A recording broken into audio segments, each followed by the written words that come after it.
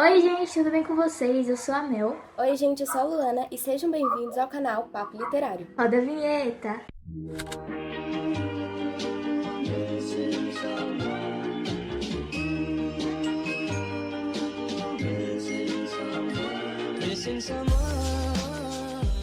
Bom, gente, hoje embarcaremos em uma viagem onde vamos conhecer as emoções que a Semana da Arte Moderna causou. Mas antes disso, vamos entender um pouquinho do contexto desse evento que foi super importante aqui no país. Vamos nessa? Bom, gente, primeiramente vamos ver quais foram os principais acontecimentos na nossa linha do tempo. Em 1911, Hermes Fonseca foi eleito presidente do Brasil e colocou em prática a política das salvações, que tinha por objetivo acabar com as oligarquias de café e a concentração de poder. Bom, gente, em 1912 a inflação cresceu tanto que ocasionou greves operárias em muitos estados brasileiros, principalmente em São Paulo. Além disso, aconteceu a Revolução do Juazeiro no norte do Ceará, onde tivemos a aliança do padre Cícero com os coronéis, que se uniram contra o governo do estado. Bom, gente, o ano de 1914 trouxe a eleição do presidente Venceslau Braz e consigo a política do café com leite. Além disso, houve o início de conflitos que desencadearam a Primeira Guerra Mundial, causando muitos impactos na sociedade brasileira. Em 1915,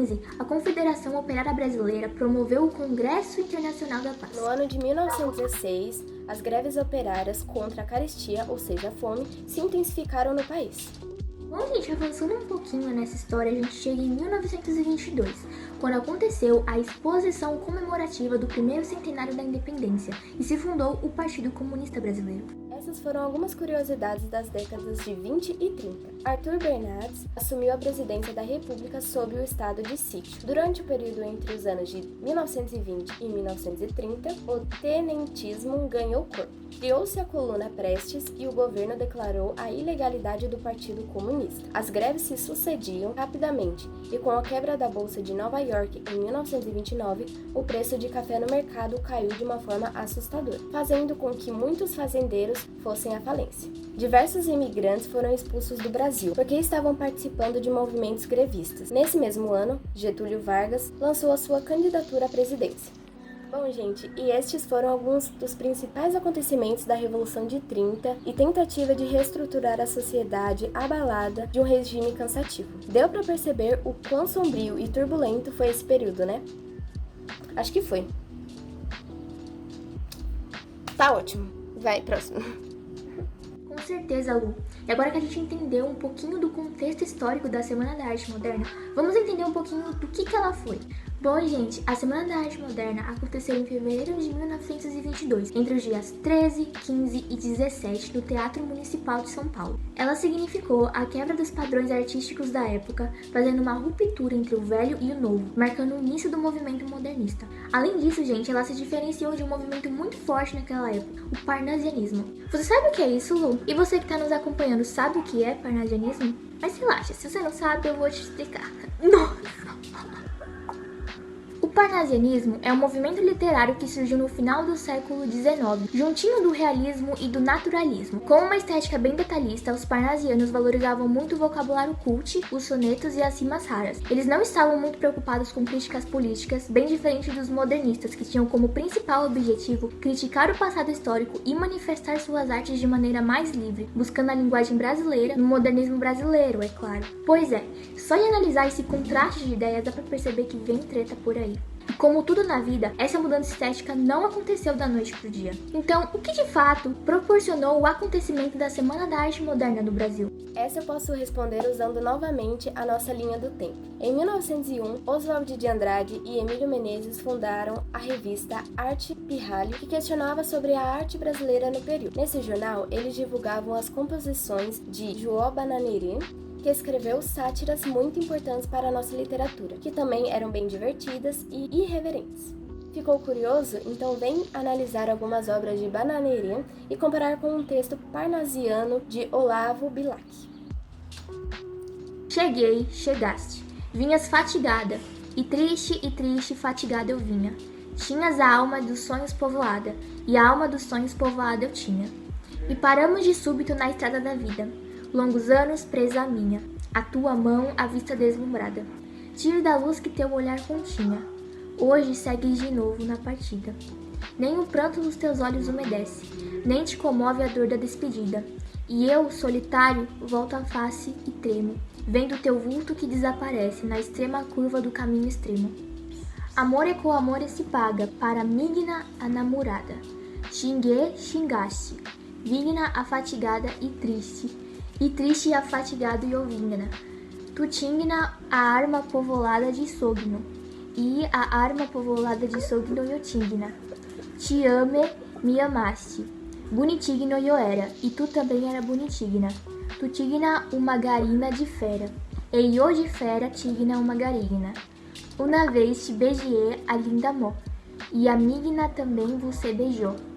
Você me apisou no pé, e eu não pisei na da senhora. Muitos abraços eu me deu você, muitos abraços eu também te dei. O fora você me deu, e eu também te deu fora. Sentiu a provocação? Pois é, essa rebeldia e irreverência na forma de escrita da época foi um marco para a primeira fase modernista. Então assim podemos chamar o Bananerê de apressadinho, né? Amiga, tá bom, né? No ano seguinte, Oswaldo de Andrade voltou de sua viagem pela Europa, divulgando ideias cubistas e futuristas, entre elas a do verso livre. Em 1913, foi a vez de Lazar Segal, um russo que se fixou no Brasil. Ele fez uma das exposições de pintura expressionista. Em 1914, Anita Malfatti deu continuidade à ideia, mostrando seus quadros expressionistas, cubismo, futurismo, expressionismo. Isso te lembra algo? As vanguardas europeias, talvez? Sim, a vanguarda, pois a Semana da Arte Moderna foi baseada nela.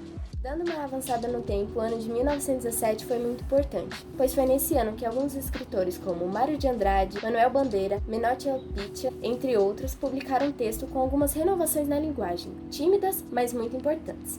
Outra coisa que marcou nessa época foi a exposição de Anita Malfatti, que deu o que falar, sua pintura com tendência cubista. E Monteiro Lobato, um escritor renomado na época, caiu com a língua no artigo chamado Paranoia ou Mistificação, onde criticou violentamente a obra de Anita. A crítica dele pesou muito. Já conseguimos sentir o confronto entre o velho e o novo, né?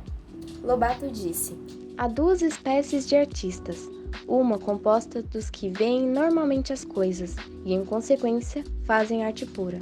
A outra espécie é formada dos que veem anormalmente a natureza e a interpretam à luz de teorias efêmeras, sob a sugestão estrábica excessiva. São produtos do cansaço e do sadismo de todos os períodos de decadência. São frutos de fim de estação, bichados ao nascedouro. Estrelas cadentes brilham um instante, a mais das vezes com a luz do escândalo, e somem-se logo nas trevas do esquecimento. Bom, gente, mas quem tem muita papa não confronta, não é mesmo? Depois disso, ele deu um de cão arrependido e disse que não sabia o suficiente para ter escrito aquilo. Essa treta da Anita Malfatti foi a treta, não é mesmo? Bom, diante desse barraco do Monteiro Lobato, os artistas resolveram fazer uma semana exclusiva para a arte moderna. Que mexe com criança, não! Nessa semana, os artistas moderninhos iriam apresentar suas obras com estéticas inovadoras.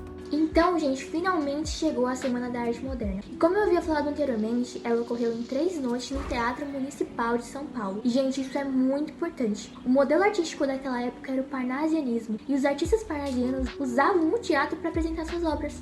Imagina a bomba! Artistas com ideias novas que foram mal recebidas confrontando o inimigo na própria casa. É muita ousadia, você não acha, Lu? Com certeza, Mel, mas vamos explicar passo a passo do que rolou. No primeiro dia foi tudo tranquilo. Um escritor pré-modernista, Graça Aranha, que se juntou ao movimento modernista, apresentou uma conferência chamada A Emoção Estética na Arte Moderna, fazendo a abertura do evento. Bom, gente, já no segundo dia veio a bomba. Se segura que lá vem barraco. Nesse dia, Ronald de Carvalho declamou o poema Os Sapos de Manuel Bandeira, que ridicularizava o movimento parnasiano. Ai, ai, ai, o que será que aconteceu? Antes de mais nada, vamos ler um trecho para saber o que rolou. Enfonando os papos, saem da penumbra. Aos pulos, os sapos, a luz os deslumbra. Em ronco que a terra, berra o sapo-boi. Meu pai foi à guerra. Não foi, não foi. O sapo tanoeiro, parnasiano aguado, diz, meu cancioneiro é bem martelado. Vede como primo, em comer os reatos, que arte, e nunca rimo os termos cognatos. O meu verso é bom, frumento sem joio, faço rimas com consoantes de apoio. Bom, gente, isso foi o auge. O nosso queridíssimo Manuel Bandeira nem sequer compareceu no evento, então sobrou tudo pro coitado do Ronald, que recebeu vaias e gritos do público. Essa noite foi quentíssima. Quem palestrou no intervalo foi Mário de Andrade. Depois tivemos Guiomar Novaes no piano. E não parou por aí não. No terceiro dia, Vila Lobo chegou no estilo. Ele foi de chinelos e com certeza foi vaiado. Mas não foi proposital, gente. Ele só tava com o pé machucado e foi mal compreendido. Mas então, Mel, o que aconteceu depois dessa semana? Bom, depois dessa semana, as mudanças começaram a se concretizar, não atingindo apenas São Paulo, mas o Brasil inteiro se manifestando de diversas maneiras, principalmente em revistas, manifestos e grupos protestantes, como o Manifesto Antropófago, Grupo Pau Brasil e Festa.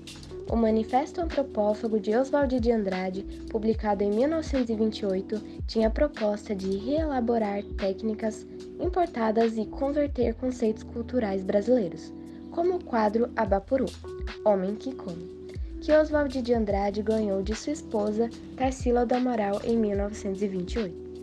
O Grupo Pau Brasil, um grupo musical brasileiro que tinha a proposta de criticar o primitivo e o contemporâneo em suas músicas e que fez sucesso gigante não só no Brasil, mas também em países como Londres, Estados Unidos e Japão. Tivemos também a revista Festa, que foi uma revista do Rio de Janeiro que valorizava a herança simbolista e que tinha como principal colaboradora a poetista Cecília Meirelles. Veja uma das obras publicadas pela revista. Passou um profundo desconsolo romântico, passou o estereocepticismo parnasiano, passou a angústia das incertezas simbolistas. O artista canta agora a realidade total, a do corpo e a do espírito, a da natureza e a do sonho, a do homem e a de Deus. Bom, gente, esse foi o nosso vídeo do Papo Literário. Espero que vocês tenham entendido um pouquinho mais sobre esse movimento. Até a próxima! É isso, gente. Beijinhos e tchau, tchau!